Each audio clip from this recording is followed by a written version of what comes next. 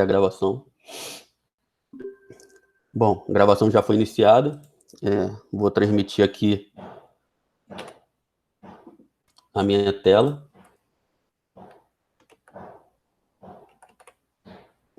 Para vocês poderem acompanhar o slide.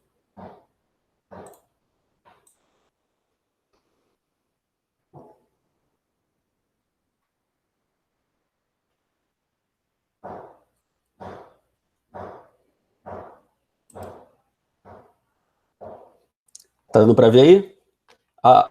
Alguém, se puder aí, desbloqueia o microfone para me dar um retorno. Se tá aparecendo o slide direitinho aí. Dá para te ver, sim. Bota.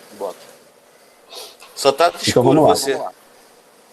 Eu tô escuro? É porque aqui a luz tá meio fraca. Mas o slide tá aparecendo de boa? Então vamos lá.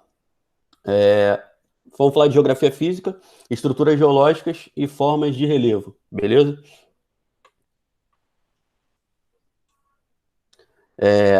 Sobre as estruturas geológicas, a gente divide as estruturas em 3 segmentos diferentes, que seriam bacias sedimentares, escudos cristalinos ou maciços antigos, né, que também podem ser chamados de escudos antigos e maciços cristalinos. Já pedi uma dúvida.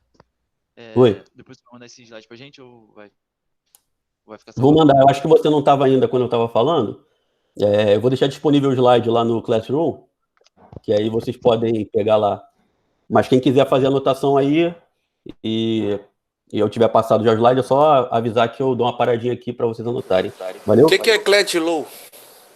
Quê? O que é Clad Low que tu falou aí? Clad Low? Tu vai deixar salvo? No Classroom. O Vitor deve passar para vocês o login do Classroom. É uma ferramenta do Google que vai estar lá disponível os materiais, as aulas gravadas. Essa aula aqui, por exemplo, está sendo gravada. Se eu não me engano, ela vai ficar disponível lá também. Ele já passou, Beleza? Para quem quiser reassistir depois, todas as aulas e os materiais, PDF, questões, o que for usado nas aulas a gente pode botar disponível para vocês. Então, vou deixar esse slide disponível lá também. Valeu? Então, vamos lá. Os 3 grandes segmentos ou compartimentos de estrutura geológica são esses daqui. Bacias sedimentares, escudos antigos e maciços cristalinos, ou escudos cristalinos e maciços antigos. Esse nome aqui, do segundo ponto, pode variar bastante, mas sempre vai envolver esses 4 termos aqui: escudos, antigos, maciços e cristalinos, beleza? E os dobramentos modernos, tá? Quando a gente fala de estrutura geológica, a gente tem que entender que a gente está falando de tempo geológico de formação do nosso planeta, que tem mais de 4,6 bilhões de anos, né? Segundo as teorias mais aceitas pela ciência e pelos estudos geológicos. Então, é tempo pra caramba, beleza? Então, quando a gente fala aqui, por exemplo, de dobramento moderno, isso aqui não é moderno pensando em 100 anos, pensando em 1 século, 2 séculos ou 1 milênio. Isso aqui é coisa de 100 mil anos para trás, de 1 milhão de anos para trás e até 65 milhões de anos atrás. Então, basicamente, os dobramentos modernos que surgiram, que existem no planeta hoje, eles datam de aproximadamente 65 milhões de anos atrás até 100 milhões de anos atrás, beleza? Já quando a gente fala de escudos antigos e maciços cristalinos, essa estrutura geológica aqui, ela é muito antiga, comparando até mesmo com a idade do nosso planeta. Então, vão ser formações aí de mais de 2 bilhões de anos, beleza? Então, são muito antigas mesmo.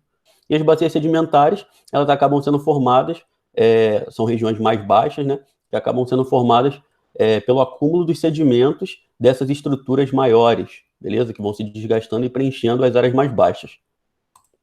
Então, vamos lá. Então, a explicação aqui. Bacias sedimentares são depressões preenchidas por detritos ou sedimentos provenientes de áreas vizinhas. Quais áreas vizinhas vão ser essas? As áreas mais altas, né? Que podem ser as montanhas, os planaltos, né? Com seus diversos tipos, chapadas, morros, serras, montanhas e etc. E esse processo se deu nas eras paleozoica, mesozoica e cenozoica. Essas aqui são eras geológicas que a gente consegue observar no mapa,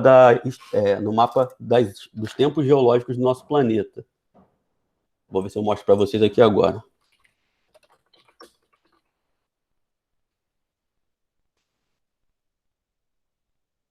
É uma tabelinha que eu vou botar aqui para vocês verem.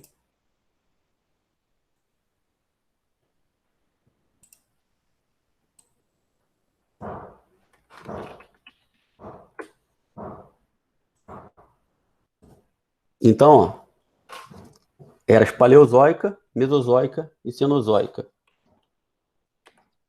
Aí a gente vai lá e vê aqui, ó, paleozoica, mesozoica e cenozoica. Então, aqui estão os períodos aqui, né? Vezes milhões de anos. Então, aqui, 4.500 vezes 1 milhão ia dar 4,5, 4,5 bilhão. Então, formação aqui do nosso planeta. Então, a gente percebe que essas estruturas de bacias sedimentares, elas foram formadas ao longo de um período muito grande, né, na era geológica do nosso planeta. Por quê? Ela é formada a partir da decomposição das estruturas vizinhas, tá? Tanto dos dobramentos modernos quanto dos escudos cristalinos. Então, foi formado esse período, durante todo esse período, porém, ainda continua ocorrendo nos dias atuais. Por quê? Ainda existe desgaste, né? A ação dos agentes transformadores do relevo, que seriam intemperismo, erosão, né? Os vários tipos de intemperismo, químico, físico, chuva, água, vento, diferença de pressão atmosférica, temperatura, insolação e etc. Então, todos esses fatores vão contribuir para o desgaste das regiões sólidas, né, das regiões de escudos cristalinos, das regiões de dobramentos modernos, e todos esses detritos, todos esses sedimentos que são desprendidos, acabam sendo levados para as regiões mais baixas, que são as bacias sedimentares. Então, embora as bacias sedimentares tenham começado a se formar desde eras geológicas atrás, elas continuam ocorrendo até os dias atuais, beleza? Então, toda vez que tiver alguma estrutura sólida no nosso planeta, rochosa sólida, e a gente ainda tiver atmosfera, ainda vai continuar ocorrendo o processo de sedimentação e ainda continua ocorrendo a formação das bacias sedimentares. As bacias sedimentares, elas associam-se à presença de petróleo, carvão, xisto e gás natural, que seriam combustíveis que são denominados de combustíveis fósseis, beleza? E aí já fica uma dica. Basicamente, os fósseis de forma geral, tanto fósseis de plantas quanto de animais pré-históricos, vão ser encontrados nas bacias sedimentares. E, devido a isso, nós encontramos também as jazidas de combustíveis fósseis, né, nas regiões de bacias sedimentares. A gente não encontra jazida de combustível fóssil em escudos cristalinos ou em dobramentos modernos, beleza? Então, toda vez que você ouvir falar sobre extração de petróleo, gás natural, região extratora de carvão, por exemplo, sempre são regiões de bacias sedimentares. O acúmulo dos sedimentos acabam comprimindo matéria orgânica que vai se fossilizar e, depois de muito tempo, milhões ou bilhões de anos, vão gerar os combustíveis fósseis, beleza? Basicamente é dessa forma que acontece. Essa é uma explicação bem grosseira de como que se explica a presença desses combustíveis fósseis nessas regiões de bacias sedimentares. E aqui a gente tem um exemplo, né, de bacia sedimentar. Quando a gente fala de bacia sedimentar e lembra de regiões mais baixas de acúmulo de sedimentos, a gente acaba esquecendo que podem ter formações rochosas, porém essas formações rochosas são formadas a partir da compactação ou da compressão de sedimentos.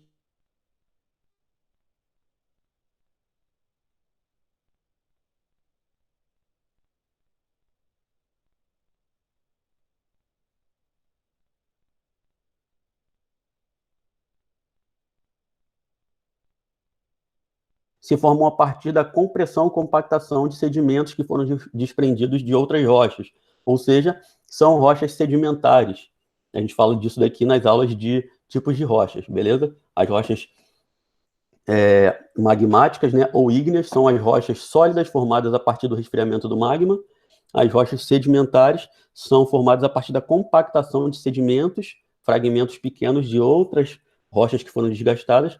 E as rochas metamórficas são formadas a partir da metamorfização de rochas que são submetidas a elevada temperatura e pressão, beleza? Normalmente no interior da Terra ou em regiões vulcânicas. Então aqui a gente tem um esquema como que acontece. Nós temos aqui escudo cristalino, dobramento moderno, tal, o exemplo. E aí essas estruturas elas vão sendo desgastadas, né, ao longo de todo o período em que elas existem, elas vão sendo desgastadas, os sedimentos são levados para as áreas mais baixas, provavelmente aqui, ó, uma região de depressão, tá?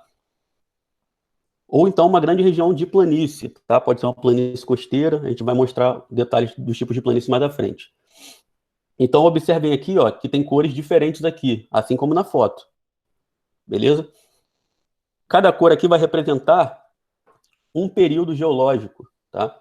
Um período ou era. Então, a gente tem aqui, ó, a primeira faixa aqui, né, que está mais abaixo, que é a mais antiga, né, foi acumulada no período arqueozoico, né, ou na era arqueozoica. Depois, proterozoica, paleozoica, mesozoica, e aí vai mudando de cor até cenozoica, que seria a última, né, até o momento atual.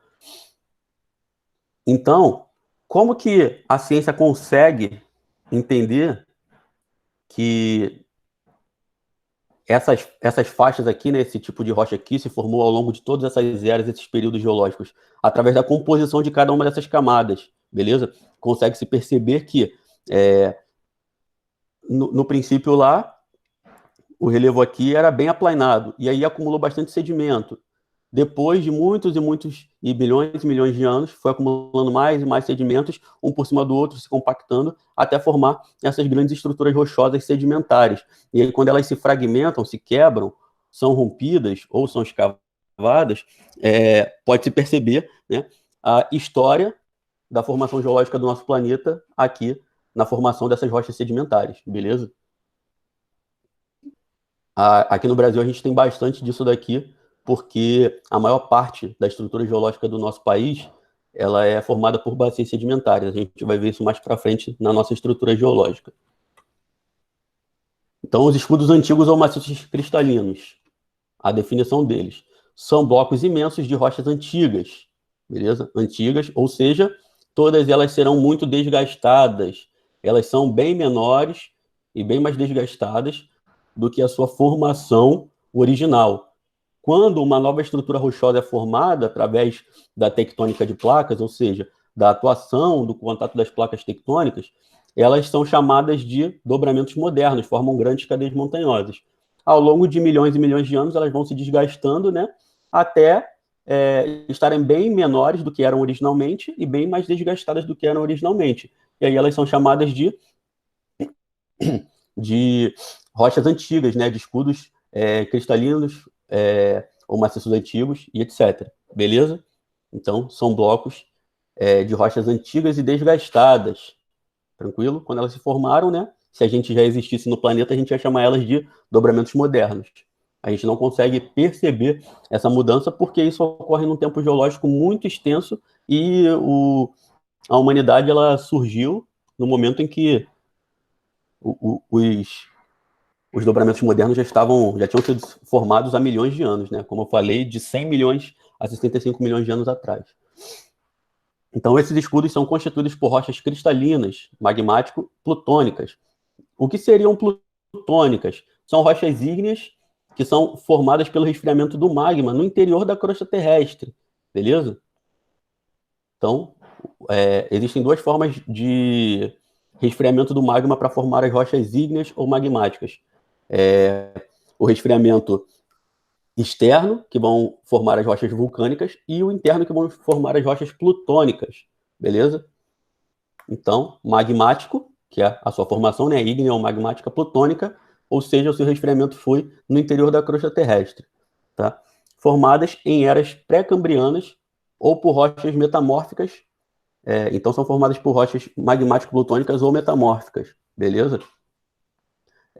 São resistentes, estáveis, porém bastante desgastadas. Então, todas as vezes que a gente observar no Brasil, por exemplo, grandes estruturas rochosas, sólidas, a gente já pode associar que elas são maciços antigos, são estruturas muito desgastadas, tá? Porque no Brasil não existem dobramentos modernos, não existe formação rochosa recente. Então, ou a estrutura rochosa ela vai ser sedimentar, se ela estiver em uma região de bacia sedimentar, ou ela vai ser um maciço antigo, escudo cristalino, etc., porque ela foi formada há bilhões de anos atrás e já foi muito desgastada. Tranquilo? Galera, alguma dúvida até aqui? Então, vamos lá. Aqui, alguns exemplos, né, dos escudos antigos ou maciços cristalinos, estruturas rochosas sólidas. Beleza? Então, fica aí para vocês o exemplo. Aqui a gente tem uma situação interessante nessas duas imagens. Essa daqui não dá para ver muito, mas essa daqui dá para ver um pouquinho aqui. Nós temos aqui uma estrutura rochosa sólida, tá?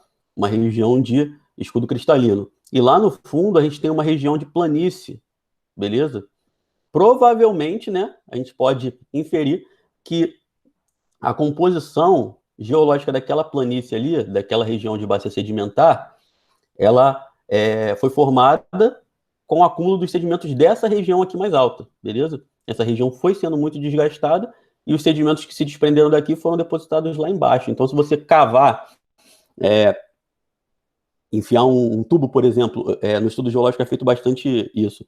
Enfia um tubo, né, um cilindro de aço na estrutura sedimentar, bem profundo, né? E aí, quando retiram ele, consegue ver ali a diferença das camadas rochosas. E aí consegue se estudar, né, os períodos geológicos em que aquela região ali foi formada. Beleza? Então, duas imagens aí mostrando os maciços antigos escudos cristalinos. E o que seriam os dobramentos modernos? São estruturas formadas por rochas magmáticas e sedimentares pouco resistentes. Beleza? Porque são de formação muito recente.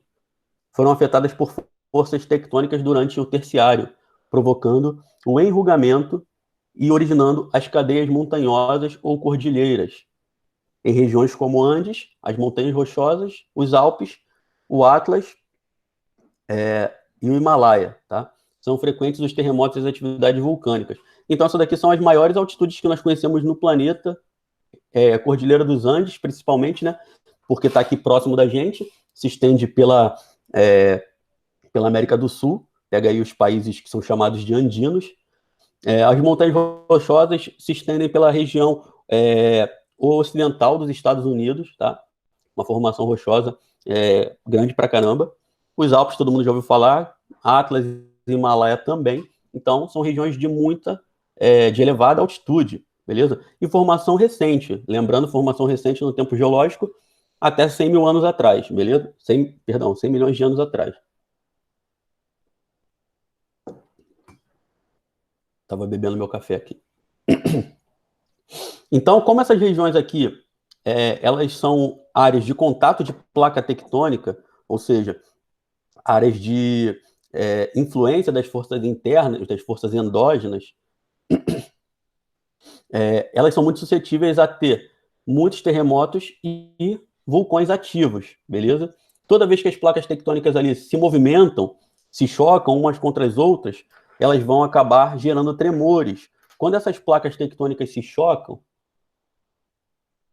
vou parar a apresentação aqui para vocês verem um exemplo aqui. Então,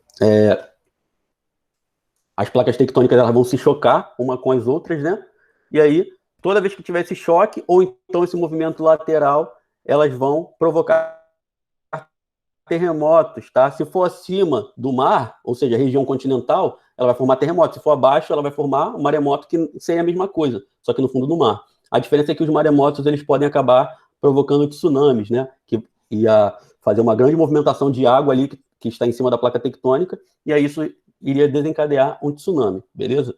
E normalmente essas cadeias montanhosas elas são formadas de duas maneiras. Ou elas se chocam e as duas placas tectônicas nessa região de choque elas são mais frágeis e aí elas começam a se dobrar e essas dobras vão criando montanhas, né? Ou então elas se chocam e uma sobe em cima da outra e aí vai criando cadeias montanhosas. Eu deixei uma imagem aqui de exemplo desse choque, uma só erguendo sobre a outra, beleza? Vou colocar aqui de novo a apresentação para vocês verem.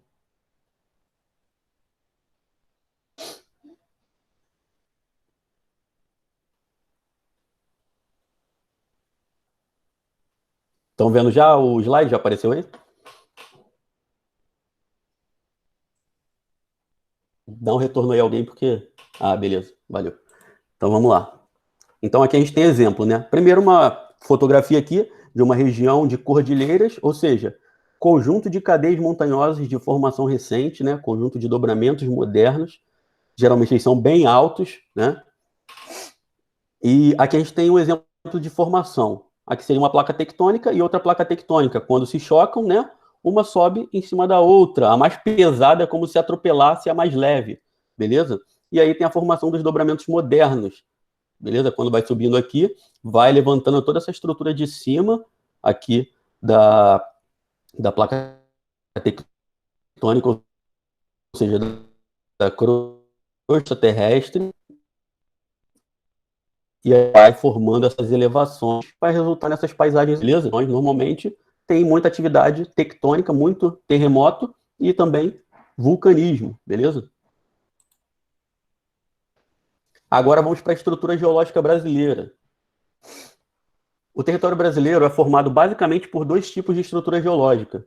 Os escudos cristalinos, que são as estruturas sólidas, né, antigas, os maciços antigos, formam 36% do território brasileiro, e as bacias sedimentares, que formam 64% do território brasileiro. Então, como eu falei, o território brasileiro ele é bastante desgastado, né, porque tem uma formação geológica muito antiga.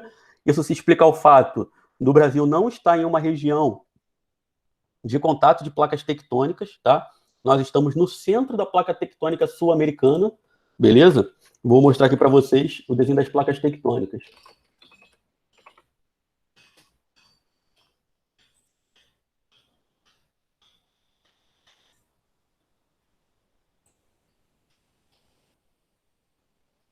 Só um pouquinho que está carregando aqui.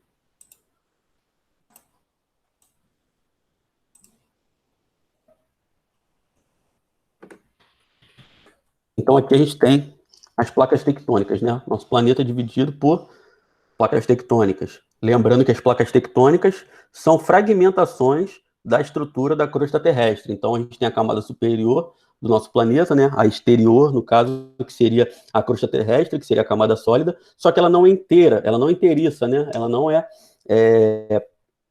totalmente inteira, ela é toda fragmentada. Por que essa fragmentação? Para liberar a pressão e o calor do interior da Terra, senão nosso planeta ia explodir, igual uma panela de pressão, né? A panela de pressão precisa daquela válvula que libera a pressão para não explodir. E isso daí acontece com o nosso planeta também. Então, por essas falhas aqui, essas rachaduras, sai a pressão e o calor em excesso do interior da Terra. Por isso que acontece as erupções vulcânicas, beleza? E essas placas elas estão se movimentando porque o magma do interior da Terra ele está em constante movimentação. Ele está o tempo todo ali em estado como se estivesse fervendo. Quando a gente põe água lá para ferver numa panela, a gente percebe que quando chega numa temperatura muito elevada, a água começa a borbulhar e se mexer muito, né? É como se o magma lá do manto da Terra, da parte de dentro do nosso planeta, ele estivesse ali em constante movimentação por conta do calor. E aí, esse movimento faz com que as placas tectônicas, né, esses fragmentos da crosta terrestre, acabem se mexendo. Olha aqui, a América do Sul está aqui dentro da placa sul-americana, e o Brasil fica no meio da placa tectônica. Por isso que o Brasil não tem mais atividades tectônicas atualmente, beleza?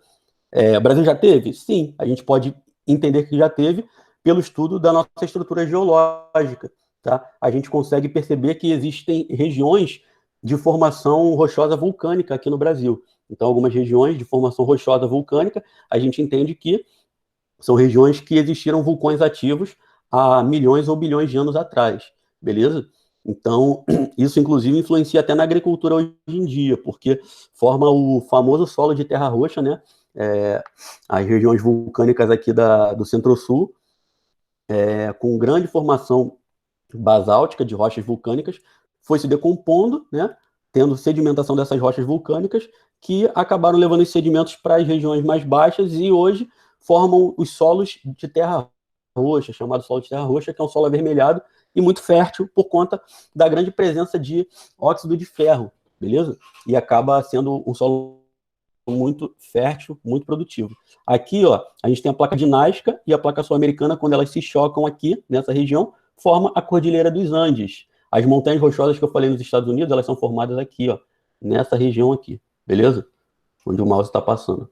Então, sempre quando placas tectônicas se chocam, você pode ter a formação de cadeias montanhosas, que são estruturas geológicas chamadas de dobramentos modernos.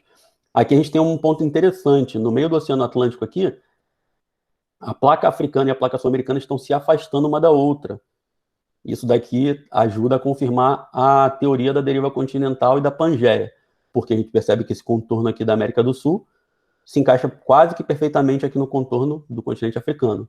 Então, a ideia de que isso aqui tudo era junto, né, e foi se separando, e cada dia se separa mais. Hoje, segundo a maioria dos geólogos, essa região aqui, dessa falha aqui no Oceano Atlântico, né, ela se abre, né, e o magma sobe, entra em contato com a água do fundo do mar e se resfria. Isso vai aumentando o assoalho oceânico. E, segundo a maioria dos geólogos hoje em dia, esse afastamento aqui acaba gerando uma diferença entre o Brasil e a África de cerca de 11 centímetros por ano, beleza? Parece pouco, né? Mas se a gente for contar que isso aconteceu ao longo de bilhões de anos, acabou gerando todo esse espaço aqui do Oceano Atlântico no meio. Não tinha esse oceano, ele acabou se formando por conta desse afastamento. Então, a nossa estrutura geológica seria basicamente essa daqui, tá? Dois grandes escudos cristalinos, que seria o escudo brasileiro, esse maior aqui, tá? O escudo das Guianas, aqui no norte do Brasil, e as regiões brancas aqui seriam as áreas de bacias sedimentares. E aí a gente vai ter vários tipos de formação de relevo nessas regiões todas aqui. A gente aqui dividiu, a grosso modo, né, nos grandes compartimentos que nós temos aqui no Brasil, beleza? A gente tem muito mais bacia sedimentar do que escudo cristalino, justamente pela idade geológica do nosso país. Por ser muito antigo, deu tempo de acabar desgastando muito mais as áreas sólidas, né, e restando mais regiões sedimentares, beleza? Então aqui, se alguém quiser tirar print aí, ou então depois eu vou mandar de qualquer forma o material para vocês. Então eu quis botar nesse slide aqui esse esboço da estrutura geológica do Brasil, que aqui a gente divide, né, sobre as principais regiões. Então, a gente vai ter aqui o escudo das Guianas, né, e o escudo brasileiro, as duas grandes regiões de estruturas de escudos cristalinos e maciços antigos, né? Aí, dentro de cada uma dessas estruturas, a gente vai ter alguns pontos aqui que são importantes, principalmente para quem vai fazer concurso militar, tá? Então, está tudo discriminado aqui na legenda do mapa e também das bacias sedimentares. Aí a gente tem quais são as bacias sedimentares que existem. Amazônica, Meio Norte, São Francisco, Paraná, Pantanal, Bacia Central, Recôncavo Tucano e Bacia Litorânea, beleza? Assim como os escudos. Sul Amazônico, São Luís, Atlântico, Luiz Alves, Rio da Prata, Nordeste, Sudeste, Araguaia, Tocantins, Sul Rio Grandense, Paraguai e Gurupi, beleza?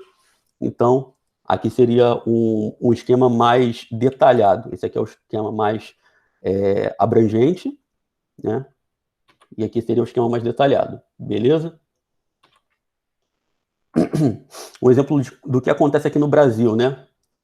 Nós temos escudos cristalinos e bacias sedimentares, não temos dobramentos modernos. Como é que isso vai acontecendo? Os escudos cristalinos sofrem o processo de erosão, então eles vão sendo desgastados. E as bacias sedimentares sofrem o processo de acúmulo de sedimentos. Então perceba que esse escudo cristalino aqui já está mais baixo do que esse. E a tendência é eles irem abaixando conforme o passar dos milhões de anos, até que tudo se torne uma única grande bacia sedimentar, beleza? A lógica seria essa, só que é claro que isso demoraria mais muitos milhões de anos ou até mesmo alguns bilhões de anos para frente. E até lá poderia ser que o Brasil voltasse a estar em uma região de contato de placa tectônica e começasse a formar dobramentos modernos de novo. E aí recomeçaria o ciclo geológico, beleza? Da formação da estrutura geológica. Então, a gente entende que esse processo ele é cíclico, mas ele demora muito, muito, muito tempo. O processo ainda não foi concluído desde que o nosso planeta foi formado há 4,5 ou 4,6 bilhões de anos atrás. Características gerais do relevo brasileiro. Ainda falando aqui desse assunto, né, do relevo, só que a gente estava falando da estrutura geológica, agora vamos falar do relevo propriamente dito. Tá? O relevo brasileiro tem formação antiga e atualmente existem várias classificações para o mesmo. Entre elas destacam-se os seguintes professores. Então, esses daqui são grandes nomes da geografia, tá? Aqui no Brasil, embora alguns não fossem brasileiros, né? O Aziz Absabi, né? E Jurandir Rossi não eram brasileiros, mas foram professores aqui no Brasil e classificaram o relevo brasileiro. A atuação deles foi no Brasil, embora eles tivessem origem em outros países. Jurandir Rossi, não sei de onde ele era, mas Absaber ele tem origem árabe. Então, vamos lá entender essas três classificações e a gente vai ver qual que é mais utilizada e mais importante para a gente hoje. Haroldo de Azevedo é a classificação mais antiga que a gente tem dessas daí, né?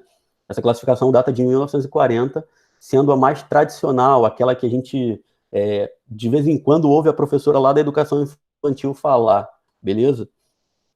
Então, ela é mais tradicional. Ela considera principalmente o nível altimétrico, ou seja, a altura dos relevos, para determinar o que é um planalto e o que é uma planície. Então, é bem comum a gente lembrar, né? Eu lembro muito bem de quando eu era criança, eu aprendi na escolinha lá da tia Teteia, a professora, a tia Teteia lá ensinando. Planície é um plano baixo e planalto é um plano alto. Aprendi isso daí, quase que fui para a faculdade pensando nisso, né? Chegou lá, teve que desconstruir tudo. Mas é explicado dessa forma porque é mais fácil para a criança entender. Não tem como você explicar de uma forma mais aprofundada que a gente vai ver mais à frente. Então, Haroldo de Azevedo vai classificar só pelo nível altimétrico. Só que se a gente for classificar só pelo nível altimétrico, isso aí pode gerar alguns problemas. Porque, por exemplo, um país que do nível do mar, ele pode ainda ter uma região de planície. Só que ele vai ser muito alto. Beleza? Mas vamos lá.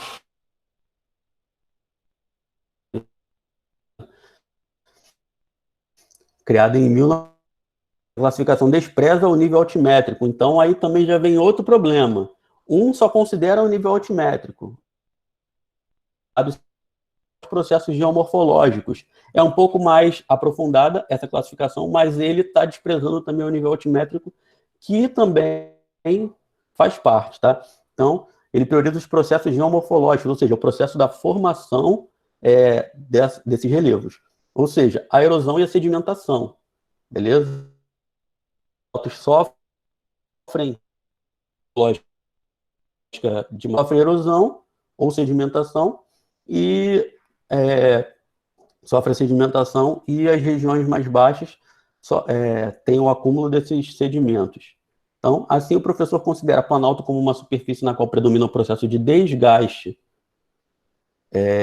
ou seja, a superfície vai sendo desgastada. E a planície é considerada uma área de sedimentação, ou seja, deposição de sedimentos. Ele não considera o nível altimétrico, somente os processos. E aí, vamos para o Jurandir Rossi, que já é a classificação mais recente, e ele junta as duas e forma a classificação mais completa, beleza? É a classificação mais recente, criada em 95, e baseia-se no projeto Radam Brasil, um levantamento feito entre 70 e 85, onde foram tiradas fotos aéreas da superfície do território brasileiro, por meio de um sofisticado radar, ou seja, fotos aéreas e fotos de satélite também. Jurandir também utiliza o processo geomorfológico para elaborar sua classificação, destacando 3 formas principais de relevo. E aí nós vamos ter as 3 formas principais. Então, a classificação segundo Jurandir, né? Jurandir. Planalto é uma superfície irregular, então não tem uma superfície pré-estabelecida, ela não é plana e alta, como dizia a professora lá da escolinha da Tia Teteia. Então, ela é uma superfície irregular. Ela pode ser plana, mas também pode ser de outra forma. Com altitude acima de 300 metros e produto de erosão, beleza? Então, ela vai sendo desgastada e erodida. Planície é uma área plana formada pelo acúmulo recente de sedimentos. Então, a planície ela já vai ser mais ou menos plana, né? Mais baixa e onde predomina o acúmulo de sedimentos. E a depressão é uma superfície entre 100 e 500 metros de altitude, com inclinação suave, mais plana que o planalto, né? E formada por processo de erosão, ou seja, vai ser um desgaste que cria uma falha no meio de um planalto. Então, ela vai ser, como eu costumo explicar nas aulas, a depressão é uma forma de relevo rebaixada em relação às demais formas ao seu redor. Então, vai ter de 100 a 500 metros de altitude, com inclinação suave, mais plana que o planalto e formada por processo de erosão. Então, imagina, a gente tem um planalto, ele começa a ser erodido e aí forma como se fosse um buraco no meio dele, né? Ele ainda está mais alto do que uma planície, porque ele está sendo formado no meio de um planalto. Então, vai ter entre 100 e 500 metros, vai ser chamado de depressão, beleza? Existem dois tipos de depressão, as depressões relativas e as absolutas. Esse detalhe eu não botei aqui no slide, por quê?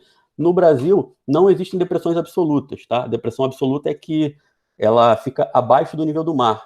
Ou seja, ela ocorre na região continental, mas ela é tão profunda que ela fica mais baixa do que o nível do mar, mesmo estando dentro do continente.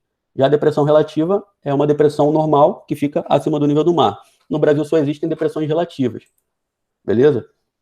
Então aqui a gente tem um esquema de como seriam essas formações. Aqui a gente tem uma planície, né?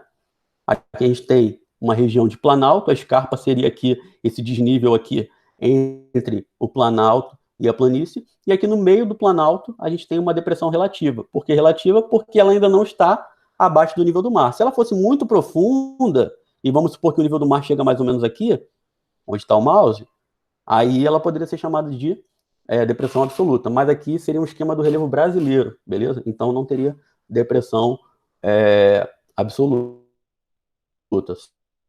Só tipos de planícies e depois os tipos de planalto. Nós temos 3 tipos de planície, beleza? Planície fluvial, planície lacustre e planície costeira, beleza? Então, planície fluvial vai ser formada em regiões por onde estão os leitos dos rios, beleza? Eu ia colocar uma imagem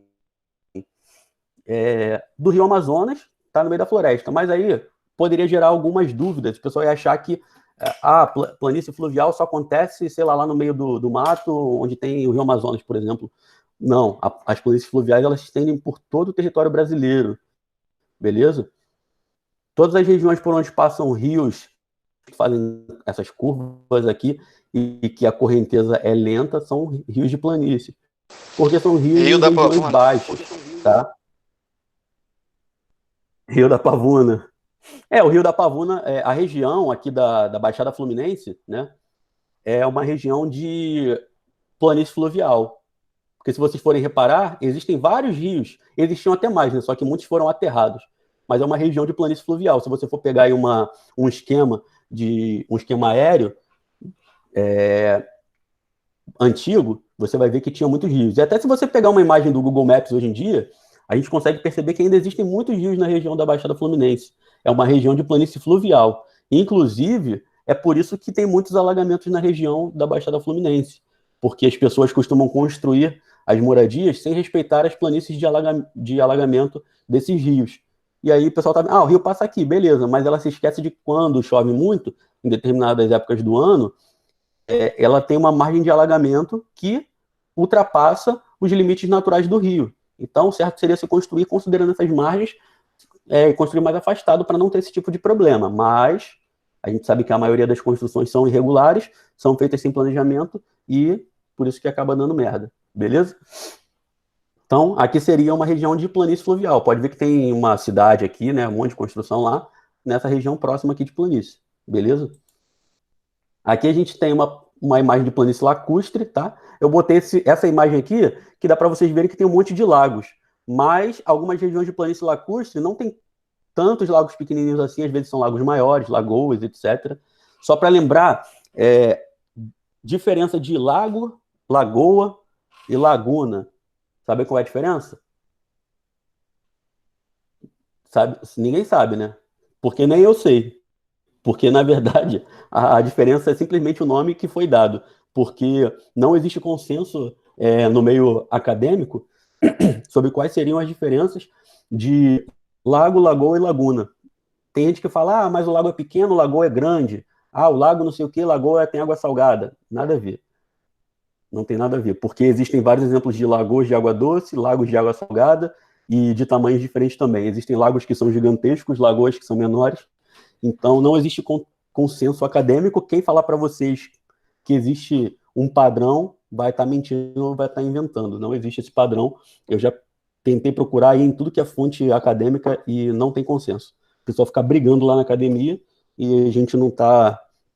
Como isso não vai ser cobrado, então a gente vai entender aí que é o nome que foi dado, beleza? Se a população de um determinado lugar chama aquela porção de água lá de lago, ele é um lago. Se chama de lagoa, vai ser lagoa. Então, é o nome que foi dado segundo o aspecto cultural histórico. E, por fim, aqui, uma planície costeira. Em vez de pegar uma foto, eu peguei uma imagem aqui do Google Earth, né? E com 3D bonitinho. Então, vocês observem aqui. A gente tem essas regiões rebaixadas aqui, próximas ao mar, são todas regiões de planície costeira, beleza? E aqui a gente tem região serrana, região de planalto, formada por escudos cristalinos e maciços antigos. Tranquilo? E agora, a divisão aí dos tipos de planaltos. Nós temos 3 tipos de planaltos também, que a gente destaca, que são chapadas, morros e serras. As chapadas são aquilo que a tia Teté ensinou pra gente, que é um plano e alto, né? Aqui, só olhar nas imagens, tudo um pouquinho mais alto e plano no topo, relativamente plano, parece até um monte de degrauzinho.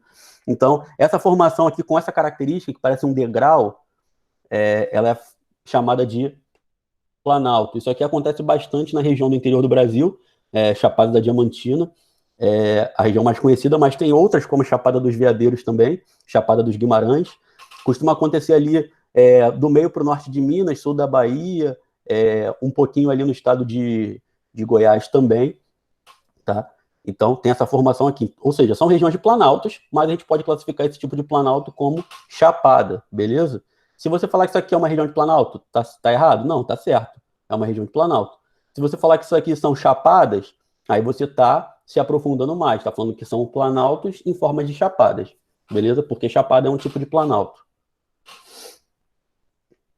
Aqui, a gente tem uma outra formação de planaltos, que são os morros. Essa daqui é uma foto que foi difícil de achar, inclusive, foto dos mares de morros, né? Essa região aqui, que se estende aqui pela região sul-sudeste do Brasil, com grande formação de morros, é chamada de mares de morros, porque quando você olha uma fotografia dessa, né, é tão extenso que parece até que se eu pintar isso aqui de azul e botar um pouquinho mais afastada, vai parecer que é uma foto do mar, tipo mais ondinhas e tal. Então o pessoal chama de mares de morros, essa formação aqui, tá? E essas formações aqui desses morros arredondados também são chamados de morro de meia laranja, beleza? Tem bastante aqui no Sudeste, Rio de Janeiro, São Paulo, Minas Gerais, Espírito Santo, tranquilo? E no sul do Brasil também, beleza? Então, é uma outra classificação dos tipos de planalto. E, por fim, as serras, né? As serras já tem essa estrutura aqui mais íngreme, né? Mais pontuda, beleza? Que também é uma forma de planalto. Então, quando a gente visita aqui no Rio de Janeiro a região serrana, Serra dos Órgãos, né? Petrópolis, Teresópolis, Friburgo, a gente tem esse tipo de formação aqui, beleza? Então, vocês percebem que as formas são totalmente diferentes, né? As serras são mais íngremes e pontudas, os morros são arredondados e um pouquinho mais baixos, e as chapadas são mais parecidas com degraus, né? Superfície plana, com o desnível mais íngreme, mais acentuado, porém são todas formas de planaltos, porque são todas formadas por escudos cristalinos e maciços antigos. Aqui por baixo dessa vegetação, estrutura rochosa sólida. Aqui por baixo, estrutura rochosa sólida. E aqui por baixo, estrutura rochosa sólida. Todas muito antigas e muito desgastadas, beleza? E aqui a gente vai ter uma classificação que eu botei bem completona aqui, das formas de relevo do Brasil. Então a gente tem aqui separado por cores, né? depressões, planícies e planaltos, beleza? E os nomes aqui, tá? Todos separadinhos, classificado por números e tal. Então, aqui seria bom para vocês tirarem print, ou então copiar depois, imprimir, desenhar e etc. Principalmente para a galera que vai fazer a prova militar. Bota isso aqui na parede e fica lá olhando todo dia. Galera do vestibular não precisa decorar isso aqui não, beleza? Não precisa gravar não. Só entender que existe essa classificação aqui, entender mais ou menos aqui como que se espalham essas formas de relevo em cima dessas estruturas geológicas aqui, beleza?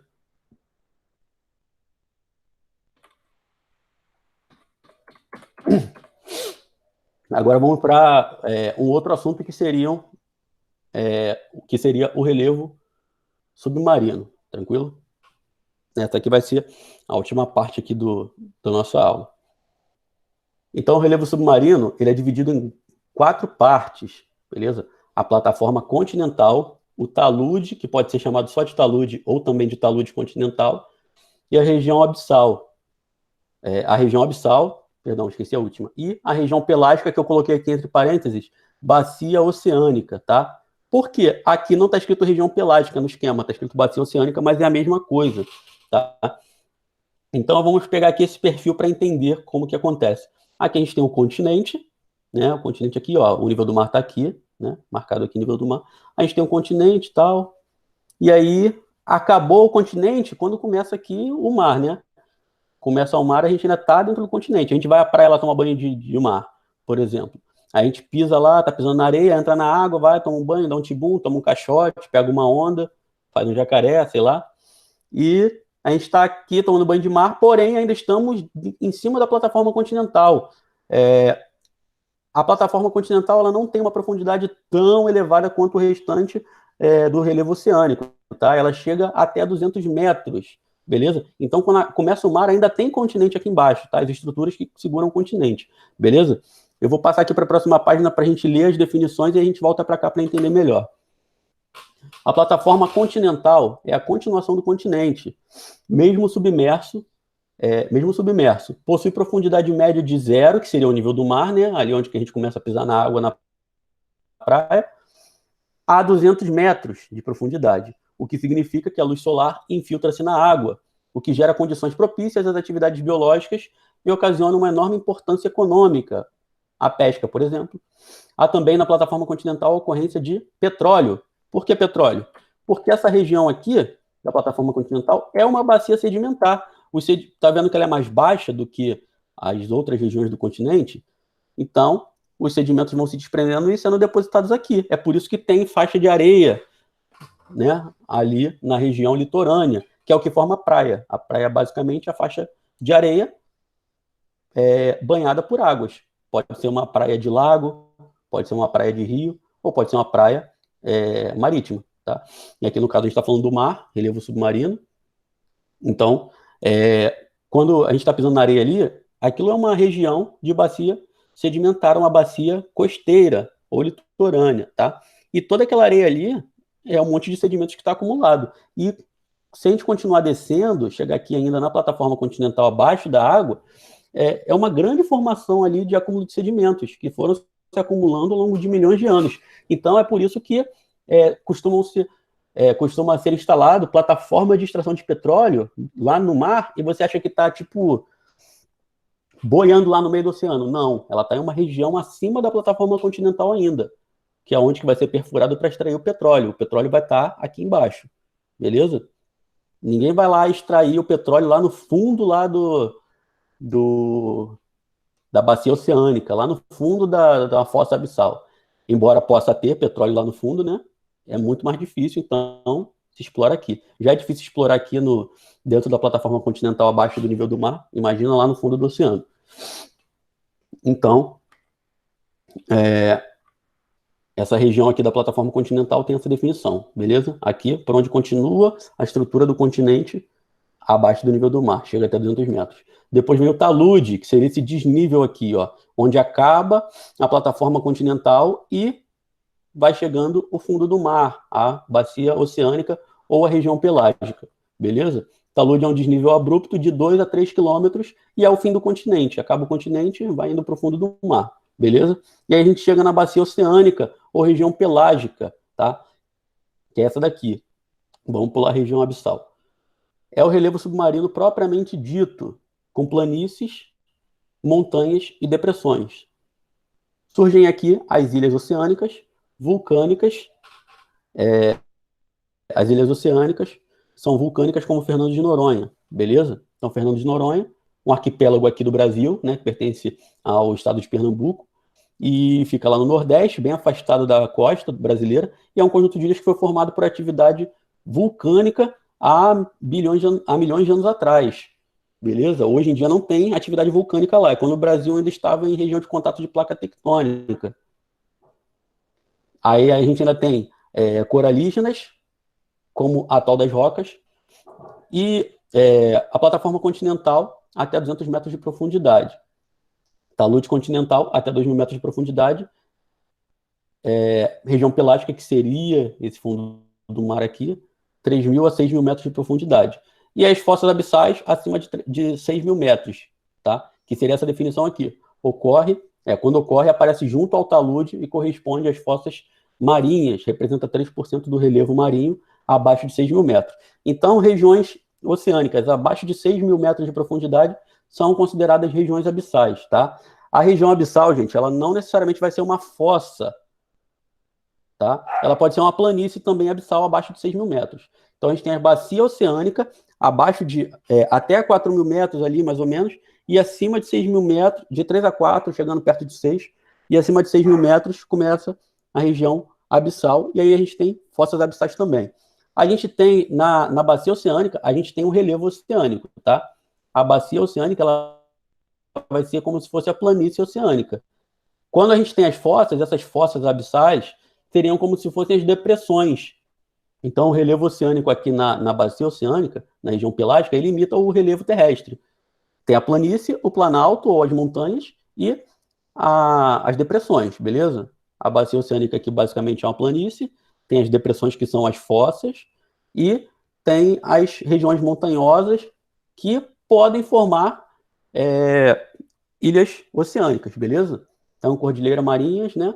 A gente tem aqui no meio do Oceano Atlântico a cordilheira dorsal meso-oceânica, que ela forma algumas ilhas, consegue ficar tão alta em alguns pontos que forma algumas ilhas, mas em outras regiões, em outras partes, ela é muito alta, mas não chega a submergir, a emergir, a ficar acima do nível do mar, beleza? Então, basicamente, essa seria a definição do relevo oceânico. Só de curiosidade, a região mais profunda que se conhece atualmente no nosso planeta seria a Fossa das Marianas, que fica próximo ao arquipélago, fica lá no arquipélago do Japão, no caso, né? Ali na região onde fica o arquipélago do Japão, e tem cerca de 12.000 metros de profundidade. Para vocês terem noção, a montanha de maior altitude do nosso planeta seria a cordilheira seria o Monte Everest, que fica na cordilheira dos Himalaias. Ela tem cerca de 8.800 e poucos metros de altitude, ou seja, quase 9 quilômetros de altitude, enquanto que o ponto mais profundo tem mais de 12.000 metros, né? Mais de 12 quilômetros de profundidade, ou seja, se a gente fosse pensar só na altitude, a gente colocaria lá um Everest e meio lá dentro para chegar até o nível do mar, beleza?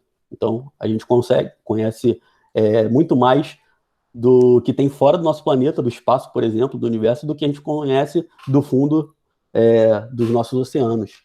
Muito difícil de conseguir explorar essas regiões por conta da pressão muito grande do peso da água, da água dos oceanos em cima de qualquer coisa que tente descer. Beleza? Galera, alguma dúvida aí nos assuntos?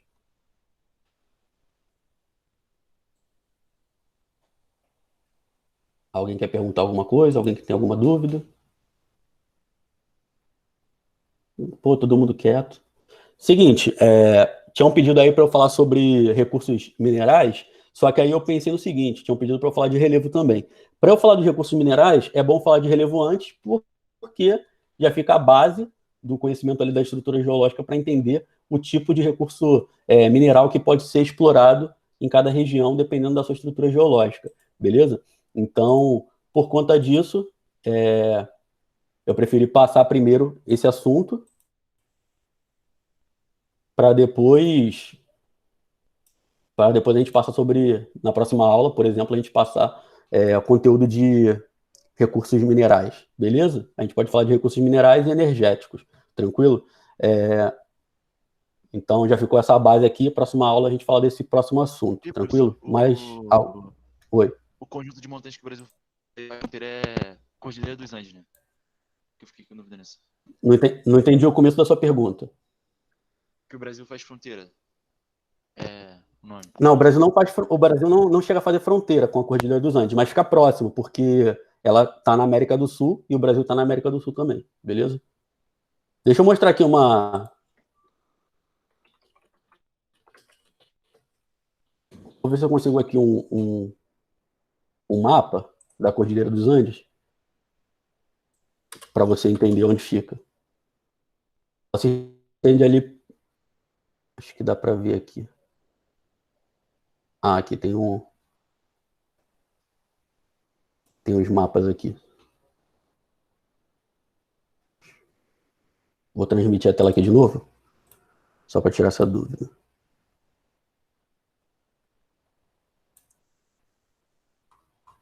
Apareceu aí? Apareceu. Então se liga, a gente tem aqui, ó, o mapa da América do Sul. O Brasil vai estar aqui, ó, planície amazônica, o Brasil chega até aqui nessa região aqui, tá? Aí vem descendo aqui, beleza? E aqui ao lado, os países vizinhos aqui, né, a gente tem a ocorrência da Cordilheira dos Andes, beleza? Que pega isso aqui tudo. As regiões mais escuras aqui são as regiões mais altas até chegar nesse lilás claro aqui. O lilás claro que é o ponto mais alto, fica acima de 4.000 metros. Mas a cordilheira propriamente dita, ela vem daqui... ela vem daqui de cima até aqui embaixo, beleza? Toda essa região aqui de contato da placa de Nazca com a placa sul-americana. E a gente pode pegar aqui, ó, um perfil aqui. A gente for pegar essas outras imagens aqui, a gente consegue perceber aqui, ó, um perfil mais alto. Tá vendo? Aqui regiões bem mais baixas do que esse ponto aqui da Cordilheira dos Andes. Beleza? Mais alguma dúvida, gente?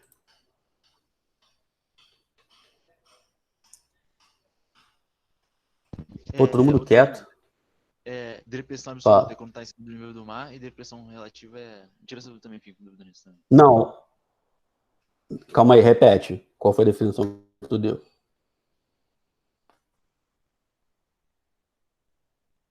Depressão absoluta. Repete aí, Brito. Tá ouvindo? Agora. Vai, fala aí. Deu uma travada, mas fala aí. Tô. Depressão absoluta é quando tá no nível do mar, e depressão relativa é quando... Esse que eu fiquei na dúvida. Tá, depressão absoluta, ela chega abaixo do nível do mar. Vou botar um esquema aqui também.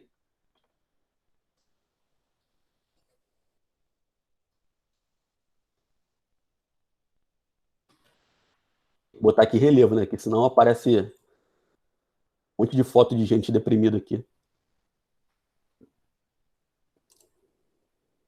Tá, vamos lá. Esse esquema que eu vou transmitir aqui.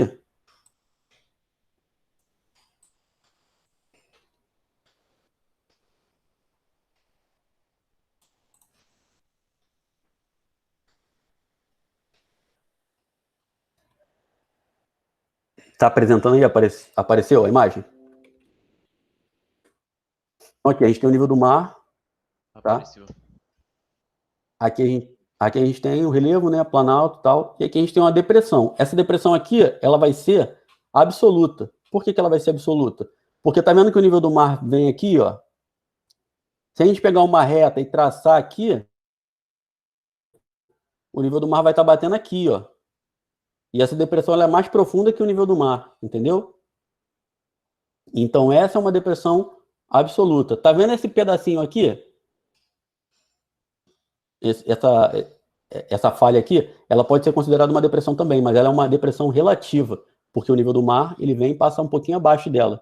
Então ela é profunda, mas não é tão profunda a ponto de ficar mais funda do que o nível do mar. Já essa daqui é mais profunda do que o nível do mar. A gente tem que pegar e traçar uma linha reta para saber onde passa o nível do mar.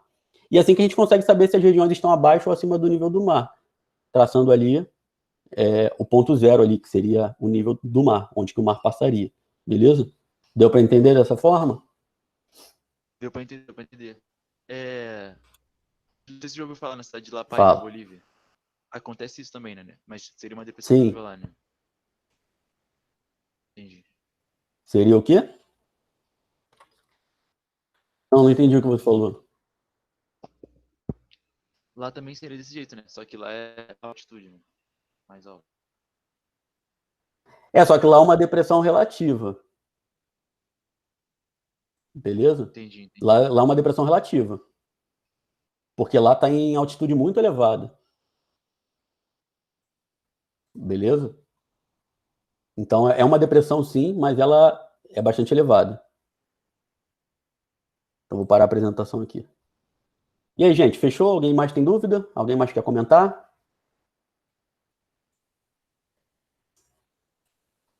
Bom, então vou parar a gravação aqui para a gente encerrar, beleza?